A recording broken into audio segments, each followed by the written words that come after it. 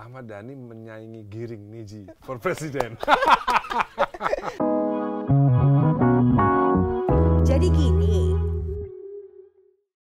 Mas Dhani juga dikenal sebagai seorang musisi yang religius.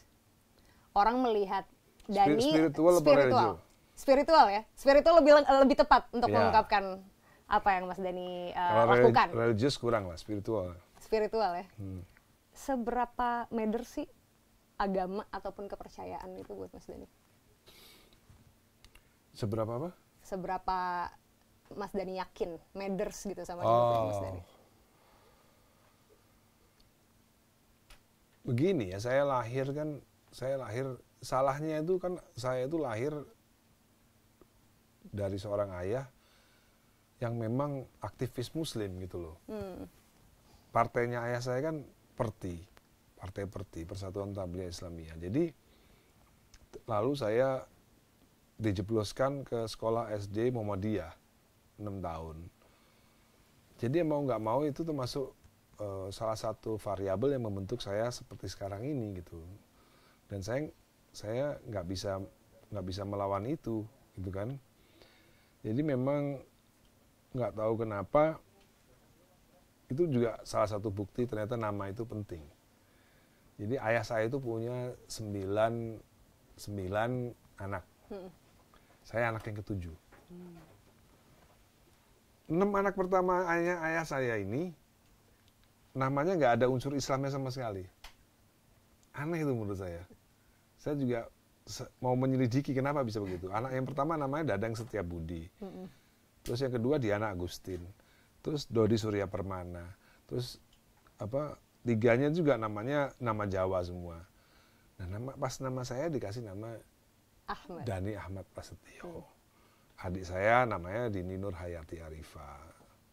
Terus adikku yang ketiga, yang terakhir Dian Rahmaniar. Ada 3 ini ada unsur agamanya.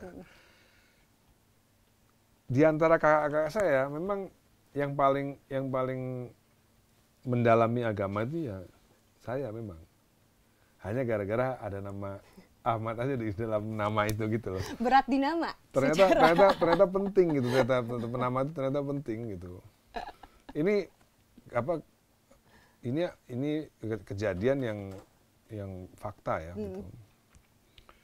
Jadi memang karena saya SD-nya Muhammadiyah, mau nggak mau kan itu kan dicemplungin kan.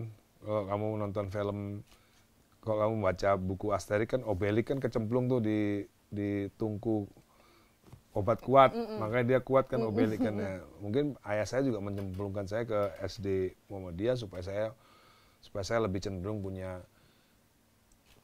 keterkaitan dengan agama kan. Basic agama gitu. Makanya itu kan keterusan sampai SMP sampai SMA keterusan gitu. Sampai keterusan sampai sekarang. Jadi buat saya ya saya musik suka, makanya saya banyak mendalami musik. Begitupun juga dengan agama, sejarah ya saya memang ada ketertarikan gitu. Tidak hanya agama saja loh sebenarnya, tidak hanya. Jadi kalau ditanya bukan saya spiritual, bukan. Saya hampir banyak, saya juga spiritual, saya juga termasuk orang yang senang sejarah, termasuk senang musik. Gitu. Jadi jangan diambil spiritualnya aja gitu loh. Saya termasuk kompleks gitu loh. Ada orang yang spiritual aja kan, ada orang yang spiritual aja gitu. Di situ aja berkutat. Kalau saya termasuk kompleks gitu. Itu tadi kita ngomong soal esensi sebuah nama yang akhirnya jadi kakiku naik ini bukan gaya. Tapi pamer sepatu. Linu. Oh, linu. Udah umur ya. Iya benar. Kalau diginiin enak, agak linunya agak berkurang. Benar. Gitu. Mas Dhani, tapi after Mas Dhani keluar dari penjara, banyak yang bilang Ahmad Dhani tuh terlihat lebih calm ya, gitu. Iya nggak sih? Ya gimana nggak kalem kan pertandingan udah usai. Gak perlu keluar lagi, udah kelar. Pertandingan udah usai. Bahkan waktu pertandingan saya dimasukin penjara, jadi saya nggak ikut bertanding kan, ini kan. Ya kalau pas zamannya Pilpres ya saya pasti inilah kan dulu kenapa banyak berkuar-kuar karena masih ada penista agama yang rencananya mau dibebaskan kan. Jadi ya marah lah, wajar lah gitu. Saya tadi waktu kamu nunggu kan aku lagi ngobrol sama Anang kan. Anang kan bercerita ada beberapa pejabat yang nggak suka sama aku, ada beberapa artis yang nggak suka sama aku gitu kan. Oh jadi Mas Anang datang karena itu? Nggak, itu sisi lain dari cerita yang lain lah. Gitu kan. Saya jadi lagi berpikir gitu. Atau mungkin masyarakat yang nggak suka sama aku ya. Saya lagi berpikir, pejabat atau artis yang nggak suka sama aku pengen interview mereka. Kenapa ya kamu nggak suka sama saya? Mereka nggak sukanya open apa ngomong di belakang? Ngomong di belakang. Oke. Aku pengen tahu kenapa ya nggak suka ya gitu. Aku pengen tanya. Mungkin ini bisa jadi bentuk challenge untuk yang menyatakan nggak suka sama Ahmad Dhani, mau diinterview langsung? Iya, mau saya interview kenapa kamu nggak suka sama saya? Apa karena saya nggak suka sama Ahok gitu? Apa karena saya nggak suka sama rezim gitu misalnya kan? Kan jadinya lucu gitu kan? Apa saya nggak boleh marah misalnya ketika penista agama kamu paksa jadi gubernur gitu? Apa saya nggak boleh marah kan? Momen itu apa sih Mas Dhani? Mas Dhani bukan risk taker, tadi Mas Dhani udah bilang gitu. Momen itu Mas Dhani berani vokal untuk ngomong gue nggak suka. Kalau saya memang kalau ada sesuatu yang mengganjal saya memang nggak bisa diam gitu. Kan saya pernah cerita di podcastnya Deddy Corbuzier juga kan. Jadi karena kadang-kadang hanya gara-gara belain temen aja saya juga bisa terancam jiwanya gitu.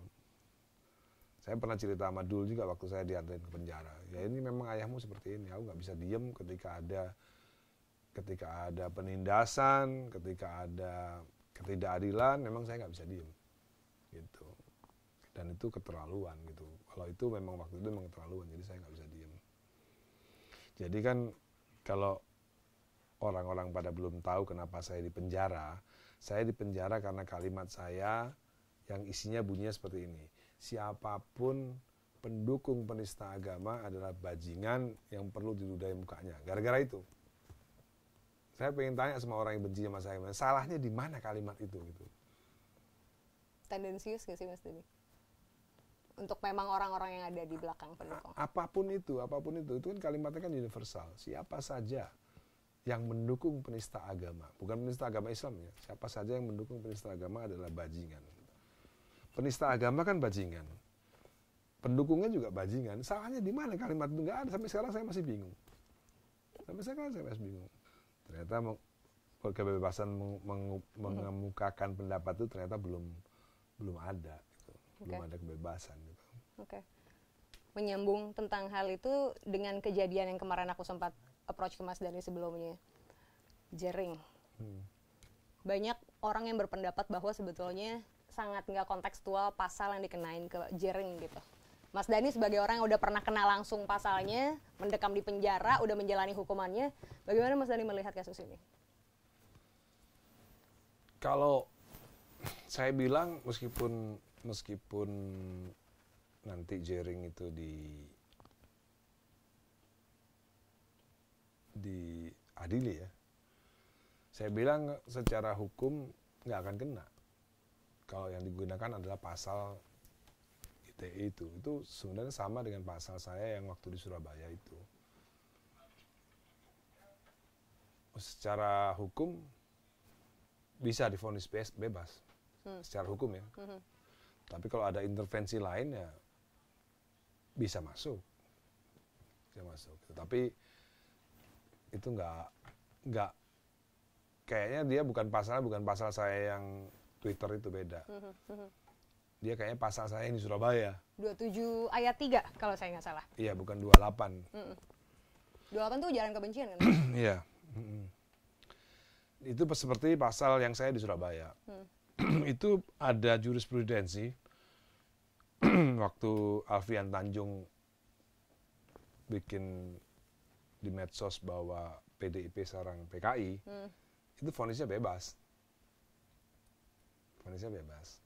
Karena pasal 27 itu hanya untuk seseorang.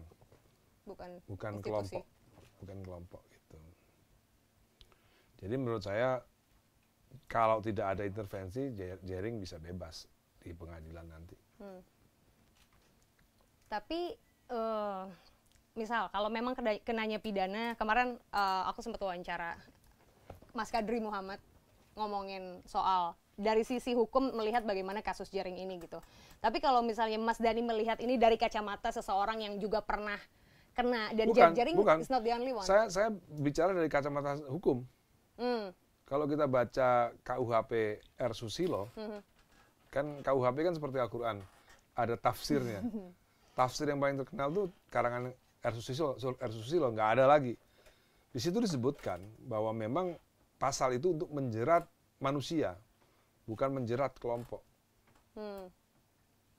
Itu memang menjerat manusia, jadi harus pakai nama siapa yang Sasar. dihinakan, siapa yang di fitnah gitu. Jadi kan yang dibilang kan ID kacung WHO. Nah, dari kacamata sisi hukum itu menghina atau memfitnah.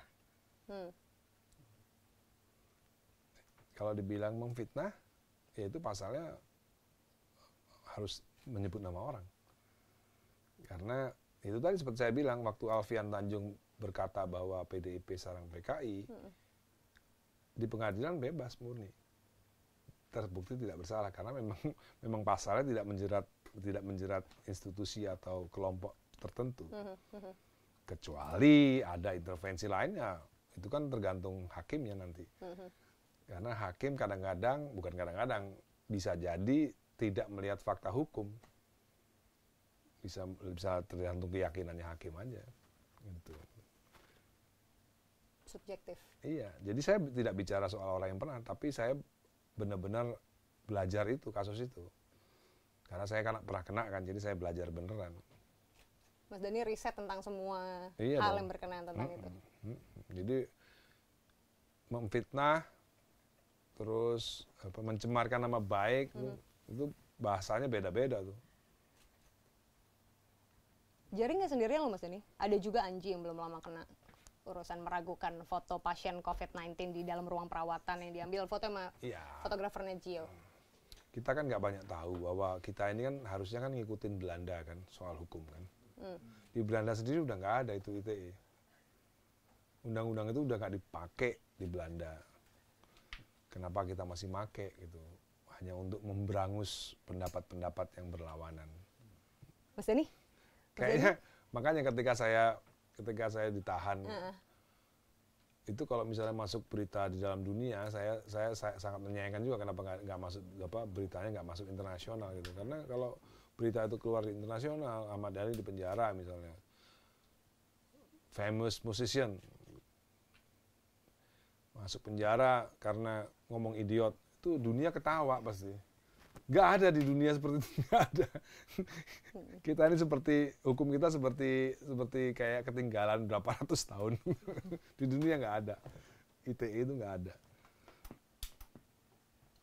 Sebagai seorang sosok yang kritis, orang yang bisa melihat fenomena yang terjadi di Indonesia khususnya di negara tempat Mas Dhani tinggal dengan berbagai macam sisi dan akhirnya mengkritisi gitu tanpa ragu. Ahmad Dhani pernah punya mimpi nggak sih untuk memimpin negara ini? Saya bukan punya mimpi gitu. Jangan-jangan saya overqualified buat negara ini. Halo Gemini. The real Gemini. Jangan-jangan saya apa yang bikin Mas Dhani bisa berpikir seperti itu? Ya saya banyak kenal sama presiden-presiden kan, saya banyak kenal, bukan nggak kenal. Si Mehdi ini pernah tanya sama Fadlizon. Pernah tanya sama Fadlizon. Mas Fadli, Mas Dhani bisa nggak jadi presiden Indonesia? Jawabannya Fadlizon cukup mengejutkan juga. Ya, tukang mebel aja bisa, masa musisi jenius nggak bisa? Masuk akal sih ya kan. Makanya saya pikir jangan-jangan saya overqualified. Tapi punya mimpi nggak untuk ke sana? Ya, saya punya mimpi untuk negara ini dipimpin oleh presiden yang paham soal membangun peradaban. Jadi kalau ada jejak digital, orang pertama yang bicara soal membangun peradaban itu namanya Ahmad Dhani tahun 2016. Sebelum bahkan Anies Baswedan berbicara soal membangun peradaban. Itu saya duluan yang ngomong itu. Jadi membangun jalan tol itu gampang banget. Itu kontraktor juga bisa kan. Tapi kalau membangun peradaban itu memang nggak gampang. Gitu. Jadi saya bermimpi Indonesia punya presiden yang bisa membangun peradaban. Karena ketika dia udah bisa bangun peradaban, bangun tol itu kecil, bangun jembatan itu kecil, bangun infrastruktur itu kecil. Gitu. 2024? Ya mudah-mudahan presidennya punya visi yang sama dengan saya gitu, membangun peradaban. Kalau misalnya presiden 2024 nggak bisa bangun peradaban, ya minta tolong sama saya lah.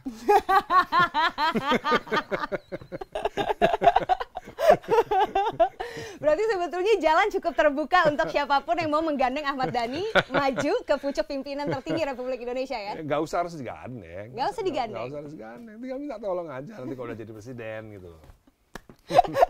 Oke. Ini bisa gue tulis judulnya Ahmad Dhani 2024.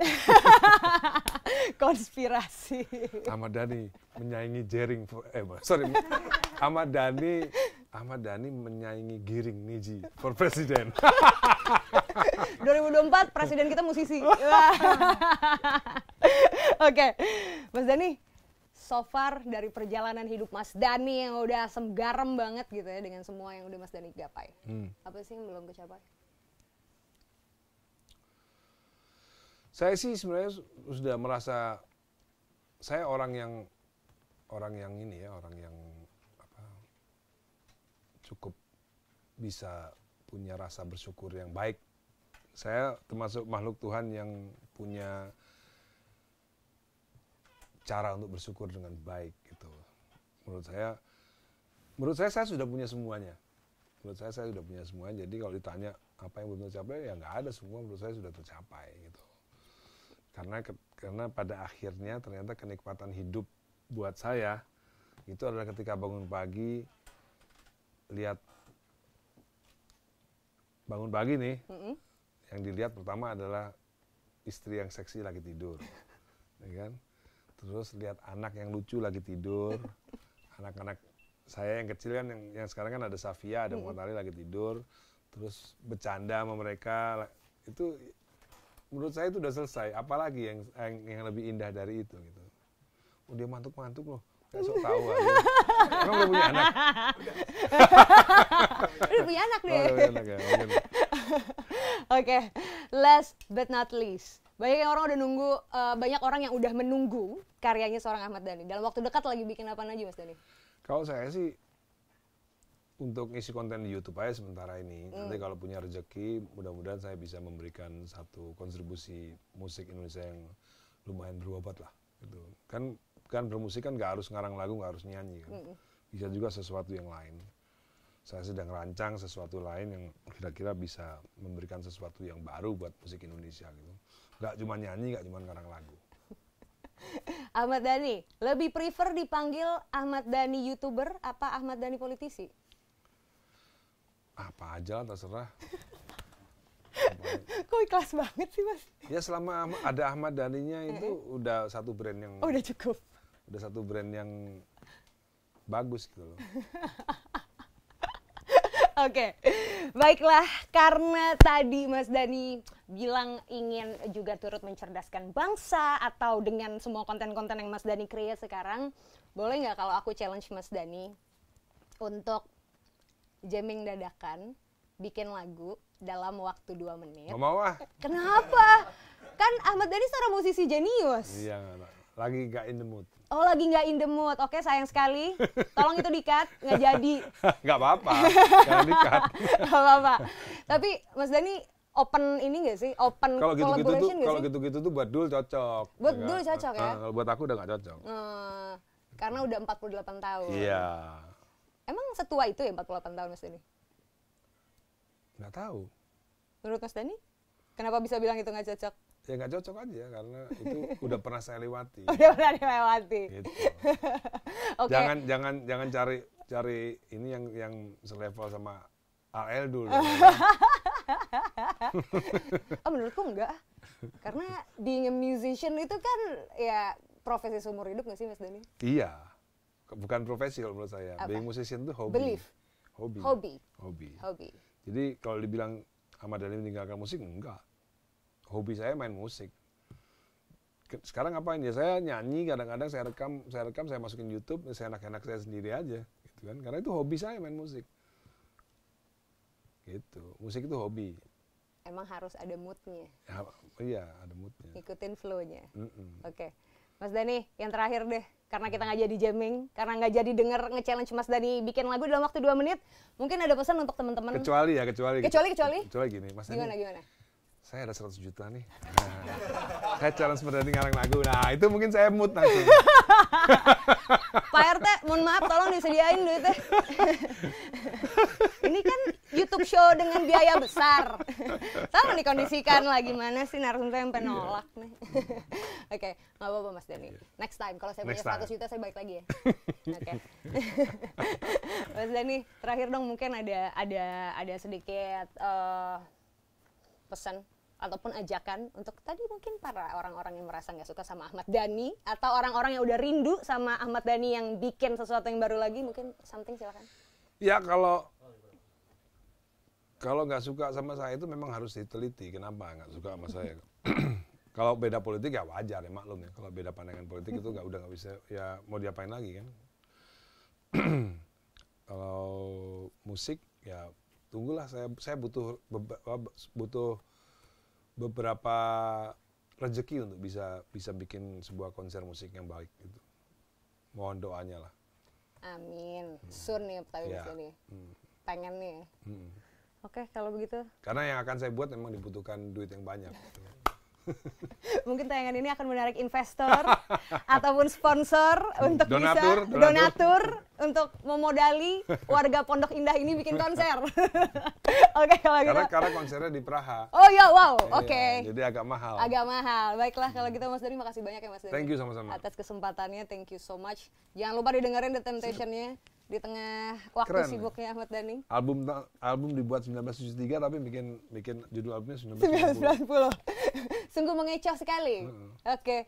Baiklah kalau gitu itu tadi bagaimana akhirnya jadi gini ceritanya seorang Ahmad Dhani. Semoga bisa Udah lihat itu? banyak dipetik sama teman-teman. Koleksi PH aku udah lihat belum ya? Udah lewat Mas. Oh, udah lewat. Kayak toko luar biasa, kayak nggak pede gue kasih ya yang ini gitu, rasanya tuh kayak gitu tadi. Mungkin abis ini kita bisa sedikit tur, boleh ya Mas ya, ngelihat ke bawah. Boleh. Dikit. Aku juga udah lapar. Nah, mantap tuh, kita abis itu makan. Kayak diajak aja kata Mas Dhani. Bisa Oke. Met, bisa teh. Wah, asik, ada sate.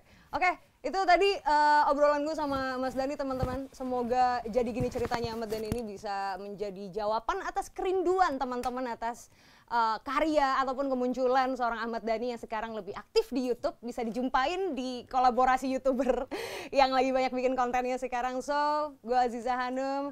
Sampai ketemu di channel berikutnya. Atau mungkin Mas Dhani kalau segmen acara biasa ada salam-salam gitu. Salam-salam misalnya, silakan. Iya, manteman kalau saya. Manteman. Jangan lupa nonton Video Legend. Asik. Buat YouTube channel aku juga dong. Untuk teman-teman Video Legend jangan lupa nonton YouTube-nya Aziza Hanum. Mantap. Oke, kalau gitu sampai ketemu lagi di kesempatan berikutnya. Bye. So, jangan lupa untuk like, subscribe, komen, dan juga share video ini ya. Sampai ketemu di Jadi Gini berikutnya. Bye-bye.